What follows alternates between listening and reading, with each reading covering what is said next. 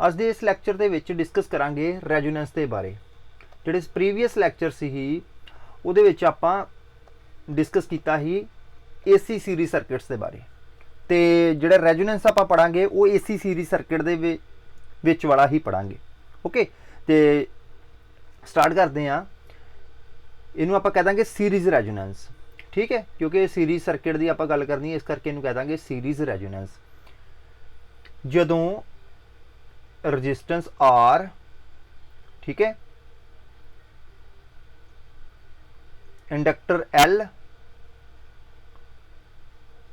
Okay, तो capacitor C series दे विच connect हो जान, ठीक है, उन्होंने कहते हैं AC सीरीज सर्किट। की कहते हैं AC series circuit. Okay, source किहड़ा कनैक्टेड इत्थे AC, इनू की कहते हैं AC series circuit.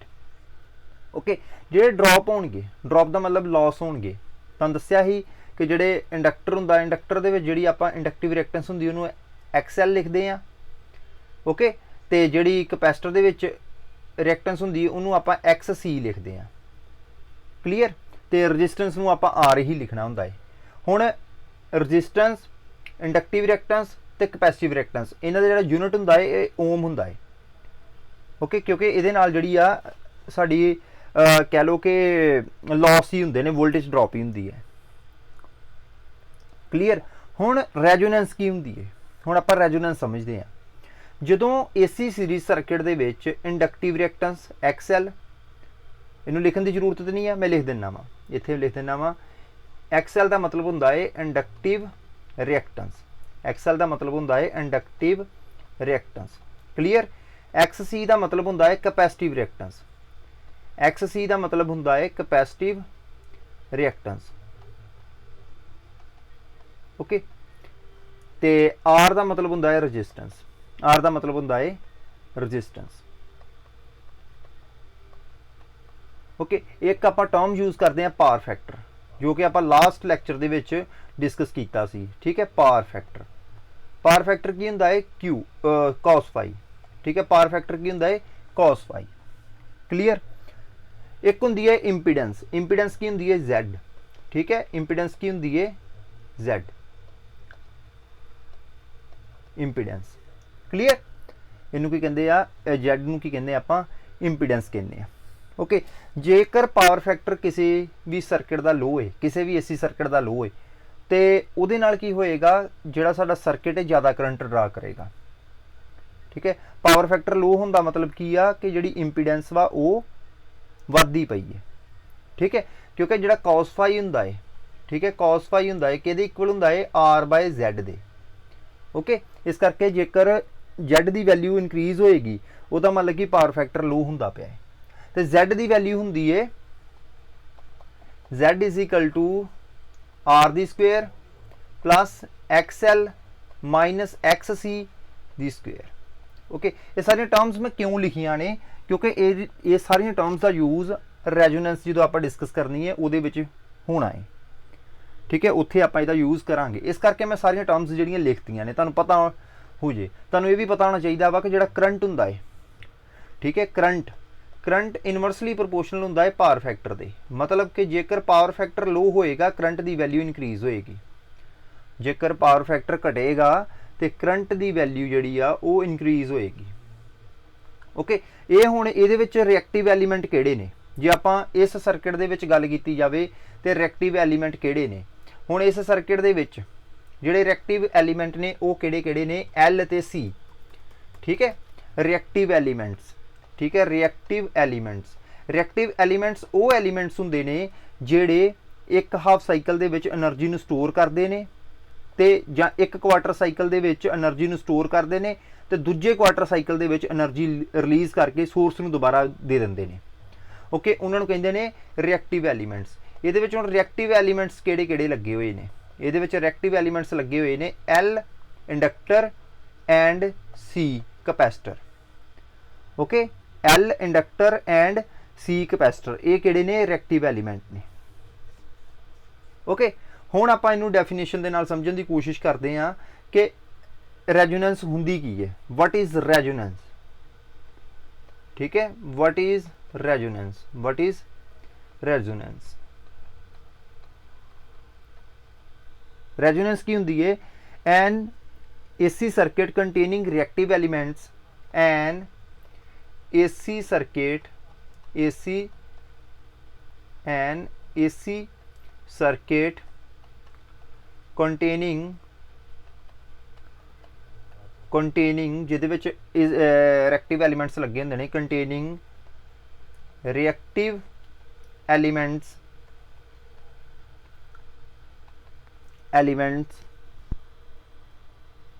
is said to be in resonance in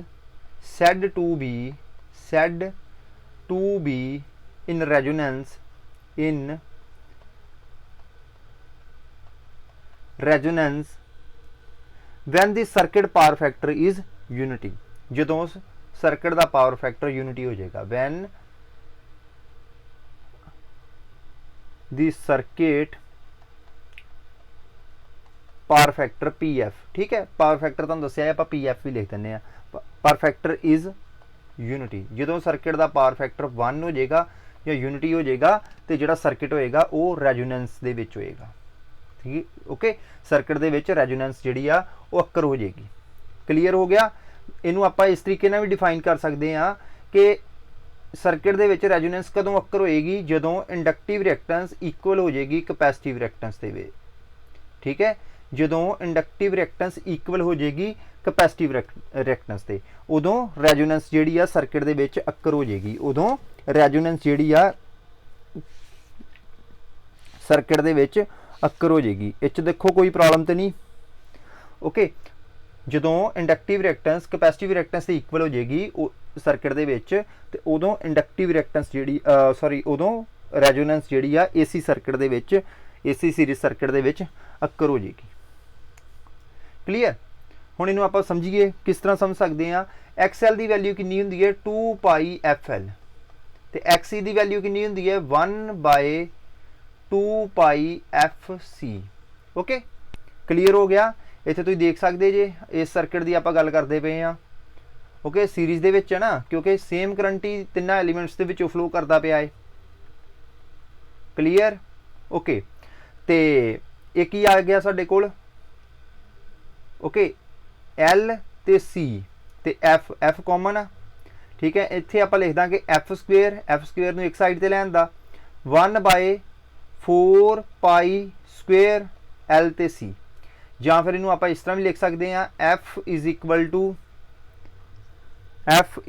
to 1 by क्योंकि इतने स्क्वेयर ही F ते इतने F ते स्केयर आप हटाता है इस करके की आ जाएगा 2π√LC ठीक है हुण जिहड़ी F आ ये F की आ ये F हैगी आ R इस F नूं आप लिखांगे FR ठीक है FR हैगी है FR हैगी है resonant frequency FR is equal to resonant frequency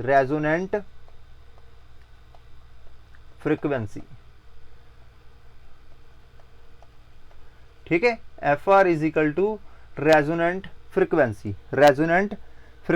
clear हो गया हुण रेजोनेंट फ्रीक्वेंसी की हो हैगी है ठीक है रेजोनेंट फ्रीक्वेंसी आ the frequency at which resonance occurs the frequency at which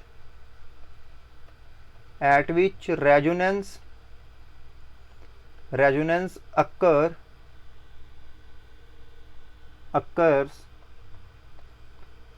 is called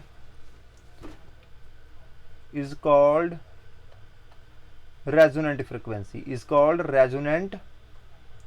frequency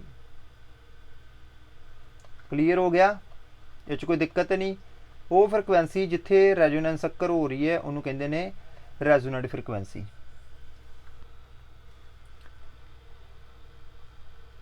clear हुण आपां समझते हाँ कि सानू रेजोनेंट फ्रिक्वेंसी का भी पता चल गया हुण आपां इंपीडेंस वेखांगे कि जदों रेजोनेंस सर्किट दे विच अक्कर होएगी उदों इंपीडेंस की वैल्यू की होएगी ठीक है इंपीडेंस के इक्वल होंदी है Z दी इक्वल होंदी है Z is equal to R the square plus XL minus XC, XL minus XC। Clear. हुण Z इज इक्वल टू ये स्क्वेयर आएगा, ठीक है, इत्थे स्क्वेयर आ जाएगा। हुण इत्थे की चीज़ समझण की जरूरत है कि R दी स्केयर, इत्थे मैं की दस्सिया कि जदों भी एट रेजोनेंस, ठीक है, जो रेजोनेंस अक्कर हुंदी है उदों की हुंदा है, उदों जिहड़ी XL दी वैल्यू हुंदी है वो XC दे इक्वल हो जाएगी। ओके, हुण मतलब की आ XL is equal minus XC, क्योंकि XL is equal to XC है ना, इस करके मैं की करता XL लिखता XC दी जगह ते स्क्वेयर।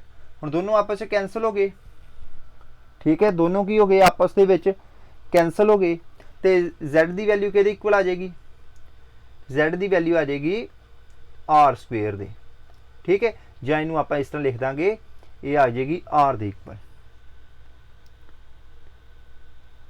ठीक है। इहदा मतलब की होया, इहदा मतलब होया the impedance of the circuit, the impedance of the circuit is minimum of the circuit is minimum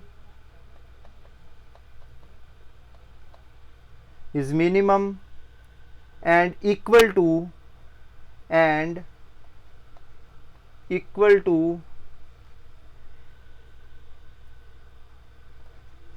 the resistance. ਇਹਦੀ वैल्यू कहते इक्वल आ जाएगी रजिस्टेंस से, जिमें कि तुसी इत्थे देख सकते हो।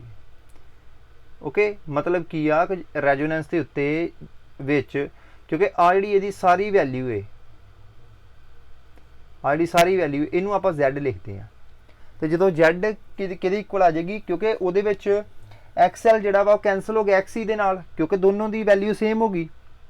जे एक दी वैल्यू 10 है, दूजी की वैल्यू भी 10 होगी, तो उस केस दे विच की होएगा, Z दी वैल्यू किहदे इक्वल आ जाएगी, रजिस्टेंस दे इक्वल, रजिस्टेंस दे इक्वल।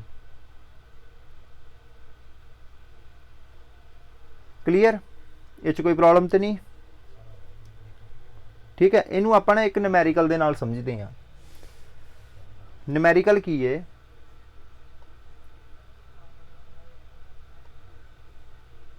न्यूमेरिकल दे नाल समझण दी कोशिश करते हैं।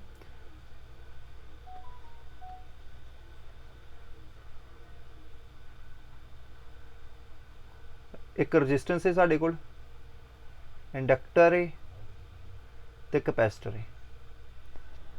ओके, यदी वैल्यू है रजिस्टेंस की वैल्यू 50 ओम है,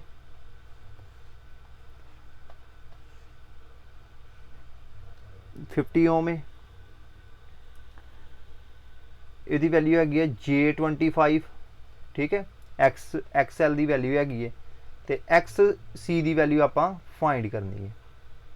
ओके, XC की वैल्यू फाइंड करनी आ, ये कि वैल्यू फाइंड करनी, एक आप करनी XC की वैल्यू फाइंड, एक आप करनी है Z की वैल्यू फाइंड, ठीक है।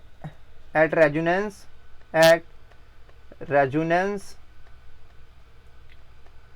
फाइंड की फाइंड करना है, एक आप XC की वैल्यू फाइंड करनी है, एक आप Z की वैल्यू फाइंड करनी है, एक आप Z की वैल्यू नू फाइंड करना है। क्लीयर। ओके, तो हुण देखो रेजोनेंस दे विच की हुंदा वा, XL की वैल्यू किहदे इक्वल हुंदी है, XC दे, फिर XL की वैल्यू कितनी है 25, तो XC की वैल्यू कितनी हो जाएगी 25। पहला तो साडा आंसर ये आ गया, एक आप चीज़ फाइंड कर ली है, ठीक है। सैकेंड पॉइंट की क्या ना, Z की वैल्यू फाइंड करो। हुण जेकर दोनों की वैल्यू सेम आ, ठीक है, तो ये दोनों आपस दे विच कैंसल आउट हो जाएंगे, क्योंकि आउट ऑफ फेज होंगे है ना, ठीक है। जिहड़े अपना कह लो कि इंडक्टर तो कैपेसिटर दे विच जिहड़ा करंट हुंदा है, ये आउट ऑफ फेज हुंदा है, तो एक दूजे दे नाल कैंसल हो जाएगा। जो एक दूजे दे नाल कैंसल होएगा, मगर की बचेगा कल्ला रजिस्टेंस, ठीक है। उपरले पॉइंट दे विच मैं की समझाया ही कि जिहड़ी इंपीडेंस की वैल्यू हुंदी है वो हुंदी है R दे इक्वल। इंपीडेंस की वैल्यू किहदे इक्वल हुंदी है, R दे इक्वल, तो R की वैल्यू कितनी है 50, R की वैल्यू कितनी है 50। ओके, तो फिर R की वैल्यू जेकर 50 है तो फिर Z की वैल्यू कितनी हो जाएगी, इंपीडेंस की वैल्यू कितनी हो जाएगी 50। ओके, साड़ा दूसरा पॉइंट भी क्लीयर हो गया। ठीक है, सैकेंड पॉइंट भी साड़ा की हो जाएगा, क्लीयर हो गया। क्लीयर क्लीयर, इस कोई प्रॉब्लम तो नहीं। हुण नैक्सट की है पावर फैक्टर। ठीक है, power factor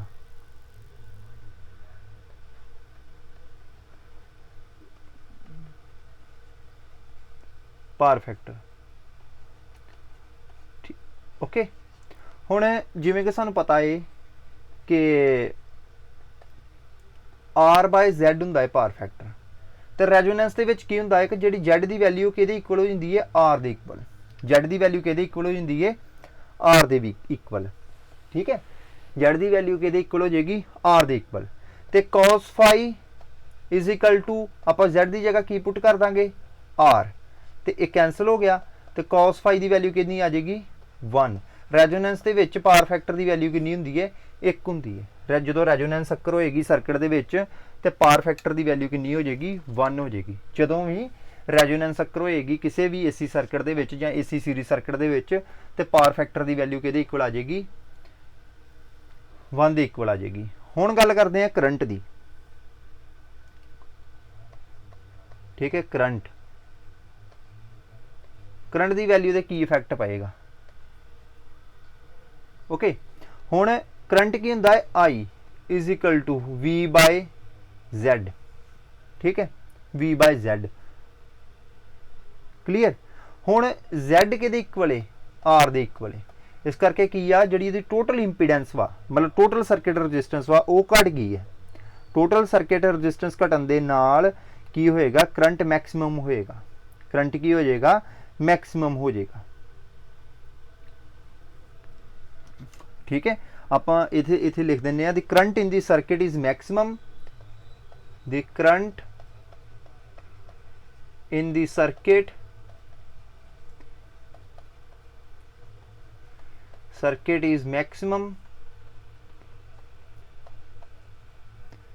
is maximum as it is limited by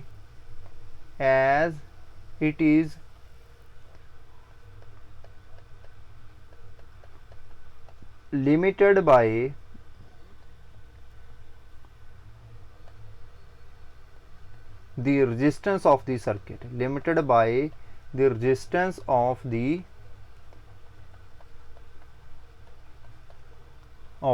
circuit. इस देखो कोई प्रॉब्लम तो नहीं हैगी। ठीक है, रेजोनेंस जो होएगी सीरीज रेजोनेंस के विच की हुंदा है कि पावर फैक्टर यूनिटी हुंदा है, इंपीडेंस मिनीमम हुंदी है, तो करंट मैक्सिमम हुंदा है। ठीक है, करंट की होएगा मैक्सिमम होएगा। ठीक है, इत्थे मैं लिख देना इन सीरीज रेजोनेंस किहड़ियां चीज़ां लिखियां ही in series resonance. Number 1 current. ठीक है, करंट की होएगा मैक्सिमम होएगा, ये ध्यान रखना है। ठीक है, नंबर 2 ते इंपीडेंस की होएगी मिनिमम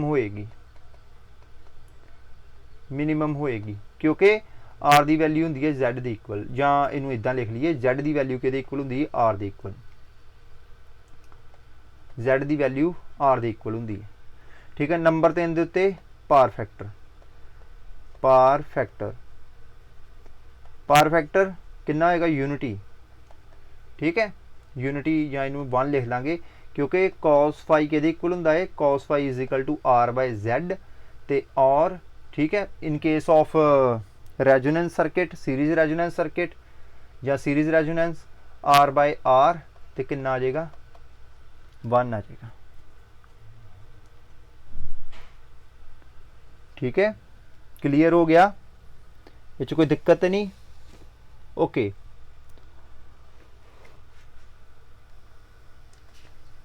ठीक है, नेक्स्ट है Q factor of series resonant circuit.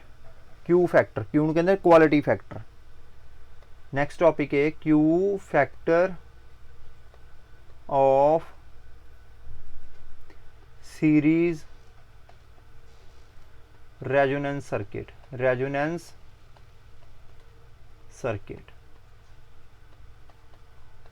Q factor of series resonance circuit। ठीक है,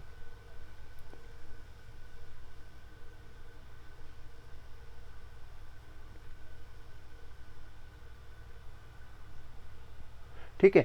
Q फैक्टर ऑफ ये डेफिनेशन लिख लिए, Q factor is also called quality factor, Q factor is also called quality factor।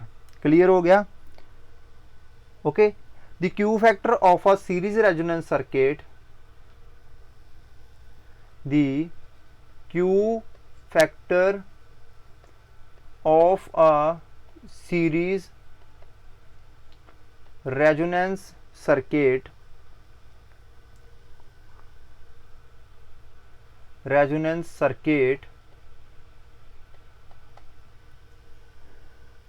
indicates how many times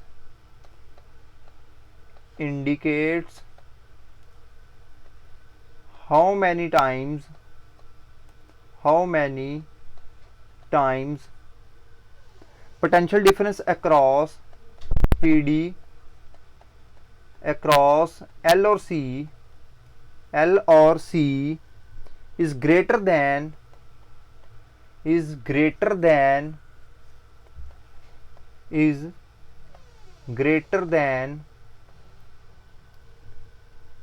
the applied voltage at resonance, greater than the applied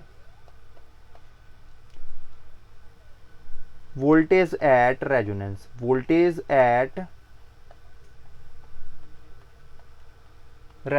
clear हो गया? मतलब की है कि जिहड़ा Q फैक्टर हुंदा वा वो सीरीज रेजोनेंस सर्किट दे विच ये शो करदा वा कि जिहड़ी वोल्टेज आ, ठीक है, L और C का मतलब की आ RL सर्किट भी हो सकदा ते RC सर्किट भी हो सकदा वा, ठीक है, ते RL सर्किट भी हो सकदा वा। मतलब इहदे विचों आपां इंडक्टर कैपेसिटर कुछ भी चूज कर सकते हैं, वो किन्ने गुणा ज़्यादा जिहड़ी उहदे वोल्टेज हैगी आ L और C दे अक्रॉस, ठीक है, कितना ज़्यादा पोटेंशियल डिफरेंस अक्रॉस हैगा वा L और C दे किहदे कंपैरेटिवली, अप्लाइड वोल्टेज दे कंपैरेटिवली, ओके। मतलब की आ कि जेकर साडे कोल अप्लाइड वोल्टेज हैगी 10 ते इहदे अक्रॉस जिहड़ा L और C दे अक्रॉस जिहड़ी वोल्टेज हैगी वो 100, इहदा मतलब Q फैक्टर कितना हो गया फिर 10, Q फैक्टर कितना हो गया 10, ठीक है, Q फैक्टर की वैल्यू कितनी होगी 10 होगी। क्लीयर? इनू होर आपां समझते हैं, कोशिश करते हैं वधिया तरीके नाल समझण दी। ये एक साडे कोल एक रेजोनेंस सर्किट है, ठीक है, एक सीरीज सर्किट है, उहदे विच RLC 3 कंपोनेंट लगे हुए आ। ये क्रॉस जी वोल्टेज होएगी उन्होंने आप VR कह देंगे, जी इंडक्टर के क्रॉस वोल्टेज होएगी उन्होंने VL कह देंगे, तो जी कैपेसिटर के क्रॉस वोल्टेज होएगी उन्होंने VC कह देंगे। ओके, तो ये की आ साडे कोल, ये पूरे का पूरा की है एक सर्किट है। क्लीयर? RL ते C, ठीक है। हुण मान लो जेकर अप्लाइड वोल्टेज हैगी 10 तो VL की वैल्यू हैगी आ 100, तो Q फैक्टर फिर साडा कितना हो गया 10 हो गया। मतलब की आ कि ये 10 गुणा ज़्यादा, मतलब जे 10 गुणा वोल्टेज नू एंपलीफाई करता पिया है अक्रॉस इंडक्टर और कैपेसिटर, ठीक है। तो VC भी आ सकता है और VC भी लिख सकते हैं, VC इज इक्वल टू 100, ठीक है। हुण आपां इहनूं समझते हैं डेफिनेशन जो क्योंकि न्यूमेरिकल किदां दा होना है, Q factor is equal to voltage across L और C, वोल्टेज अक्रॉस L और C divided by voltage across, या कह लो कि वोल्टेज अक्रॉस सर्किट ਜਾਂ कह दो अप्लाइड वोल्टेज ਜਾਂ फिर आप इनू कह सकते हैं अप्लाइड वोल्टेज। क्लीयर। ते वोल्टेज जी ड्रॉप होंगे आ, वोल्टेज ड्रॉप की होंगे आ, वो होंगे आ आई इंटू आर। ठीक है, आई इंटू आर। तो ਜਾਂ आप इनू इस तरह भी कह सकते हैं आई इंटू एक्सएल।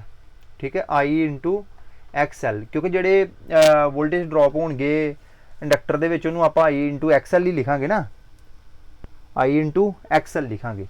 हुण ये की आ, ये जैड होना चाहिए, आई इंटू जैड होना चाहिए, बट मैं इत्थे की लिखता, मैं आर लिखता। क्यों?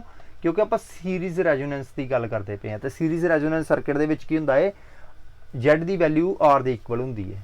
ठीक है, जो सर्किट दे विच रेजोनेंस अकर हो जाएगी तो जैड की वैल्यू किहदे इक्वल आ जाएगी, आर दे इक्वल आ जाएगी। तो इत्थे आप लिख देंगे आई इंटू आर, इत्थे की लिख देंगे आई इंटू आर। आई ना आई कैंसल हो गया, एक ही आ गया एक्सएल डिवाइडेड बाय आर। जेकर साडे कोल इंडक्टिव रिएक्टेंस ते रजिस्टेंस की वैल्यू हैगी है साडे कोल, तां वी आपां क्यू फैक्टर नूं फाइंड कर सकते हैं। तो जेकर साडे कोल वोल्टेज अक्रॉस एल और सी दोवां दे, क्योंकि रेजोनेंस की गल करदे आ ना, रेजोनेंस दे विच की हो सकदा है कि दोनों की वैल्यू जी एक दूजे के इक्वल होएगी, वी एल की वैल्यू वी सी दे इक्वल होएगी। ठीक है, वी एल की वैल्यू जी आ वो वी सी दे इक्वल होएगी। क्लीयर। हुण आपां इहनूं इस तरह भी लिख सकते हैं Q factor is equal to XL. XL की हुंदा है omega L divided by R, जां इहनूं आपां इदां भी लिखते हैं 2 pi F L divided by R. ठीक है, हुण इहदे विच एफ की आ, एफ नूं आपां लवांगे रेजोनेंट फ्रीक्वेंसी। ठीक है, ओमेगा आर, क्योंकि रेजोनेंस की गल हो रही है तो फिर ये की होएगी, रेजोनेंट फ्रीक्वेंसी होएगी, ये की होएगी रेजोनेंट फ्रीक्वेंसी। तो एफ आर की वैल्यू आपां उपर कैलकुलेट की है, एफ आर की वैल्यू जी आ उपर कैलकुलेट करके दसी हुई तुहानूं, आ देखो एफ आर की वैल्यू कैलकुलेट की है, ये किहदे इक्वल हुंदी है, एफ आर की वैल्यू किहदे इक्वल हुंदी है 1/2 पाई अंडरूट एल सी, 2 पाई अंडरूट एल सी।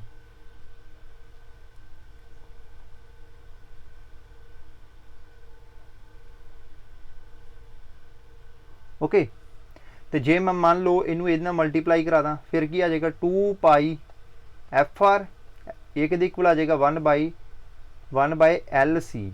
ठीक है, ये की आ जाएगा ओमेगा आर, ये की आ गया ओमेगा आर, ये किहदे इक्वल आ जाएगा 1/√LC। ठीक है, तो क्यू फैक्टर नूं आपां इस तरह भी लिख सकते हैं, साडे कोल ओमेगा आर की वैल्यू आ गई, इत्थे देखो इत्थे आ ओमेगा आर की वैल्यू आ गई, तो ओमेगा आर की वैल्यू की जगह ते आपां की पुट कर देंगे, ये वाली टर्म पुट कर देंगे। क्लीयर। तो ये की आ जाएगा साडे कोल Q factor is equal to Q factor is equal to 1/R L/C। ठीक है, मतलब की आ साडे कोल 3-4 फार्मूले हैगे आ क्यू फैक्टर नूं फाइंड करन दे, 3-4 मैथड दे नाल आपां क्यू फैक्टर नूं फाइंड कर सकते हैं।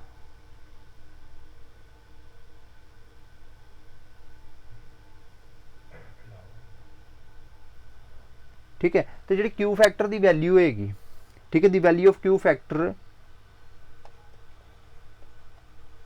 दी value of Q factor depends entirely upon depends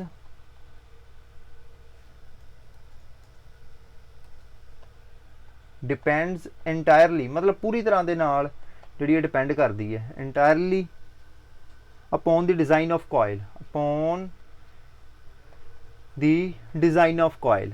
ठीक है, design of coil, design of coil का मतलब की है कि ये एल ते डिपेंड करेगी। ठीक है, जो आर एल पार्ट होएगा ना उत्ते डिपेंड करेगी, आर सी वाले पार्ट नूं मतलब सानू छेड़न की जरूरत नहीं हैगी। ठीक है, क्लीयर हो गया ना, ये कोई दिक्कत नहीं हैगी, मेरे हिसाब दे नाल ते सौखा ही है काम, कोई औखा काम तो नहीं है। क्लीयर। इस करके ਇਹਨੂੰ ਜਿੰਨਾ ਤੁਸੀਂ ਮਤਲਬ ਕਿਊ ਫੈਕਟਰ ਦੇ ਨਾਲ ਰਿਲੇਟਡ ਕੁਐਸਚਨ ਸੋਲਵ ਕਰ ਸਕਦੇ ਜੇ ਉਹਨੂੰ ਕਰੋ। ਉਹਦੇ ਨਾਲ ਕੀ ਹੋਏਗਾ ਕਿ ਤੁਹਾਨੂੰ ਇਹ ਚੀਜ਼ ਵਧੀਆ ਤਰੀਕੇ ਦੇ ਨਾਲ ਸਮਝ ਲੱਗ ਜਾਏਗੀ ਤੇ ਤੁਹਾਡੇ ਜਿਹੜੇ ਮਾਰਕਸ ਹੋਣਗੇ ਉਹ ਵਧੀਆ ਆ ਜਾਣਗੇ ਪੇਪਰ ਦੇ ਵਿੱਚੋਂ, ਕਿਉਂਕਿ ਕਿਊ ਫੈਕਟਰ ਤੇ ਜ਼ਿਆਦਾ ਕੁਐਸਚਨ ਆਉਂਦੇ ਨੇ। ਉਹਨਾਂ ਨੇ ਕੀ ਕਰਨਾ, ਉਹਨਾਂ ਨੇ ਕਹਿਣਾ ਅਪਲਾਈਡ ਵੋਲਟੇਜ 200 ਹੈ, ਠੀਕ ਹੈ।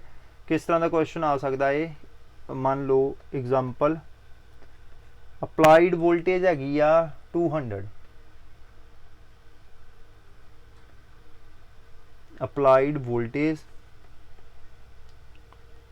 इज इक्वल टू 200, ठीक है, 200 वोल्ट, ठीक है। क्यू फैक्टर जिहड़ा क्यू फैक्टर वा ओदी वैल्यू हैगी आ 5, ठीक है।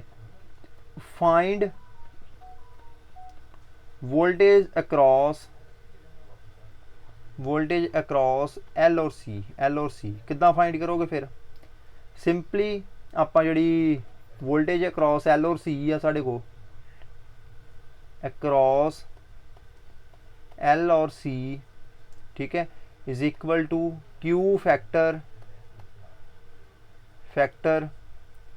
मल्टीप्लाई बाय अप्लाइड वोल्टेज, ठीक है। इहदे नाल रिलेटेड ही ज़्यादा क्वेश्चन जिहड़े आ वो आउंदे ने, ठीक है। इस तरह के क्वेश्चन ही ज़्यादातर आउंदे ने, ठीक है। 5 मल्टीप्लाई बाय 200 कितना आ गया 1000 वोल्ट, ठीक है। इन्ना कि तुसीं काम करना है, होर इहदे विच कोई है ही नहीं है। बाकी जिहड़ियां डेफिनेशनस ने उहनूं प्रॉपर कर लिओ, जिहड़ियां डेफिनेशनस ने वो प्रॉपर कर लिओ। कई बारी क्वेश्चन इदां दा आ जांदा Q factor of the coil is given by, वो 3-4 ऑप्शनस दे देणगे ते तुसीं उहदे विच जिहड़ी सही ऑप्शन होएगी उहनूं चूज़ कर लिओ। क्यों मैं बार बार कह रहा वां, क्योंकि इहदे नाल रिलेटेड क्वेश्चन जिहड़े आ SSC दे एग्जाम दे विच आए होए ने, इस करके कह रहा वां कि ज़्यादा तुसीं अपना जिहड़ा स्ट्रैस वा वो इहदे ते दिओ, ठीक है। AC सर्किट दे विच इन्हां रिलेटेड क्वेश्चन जिहड़े आ जांदे ने, ठीक है, एग्जाम दे विच। ओके।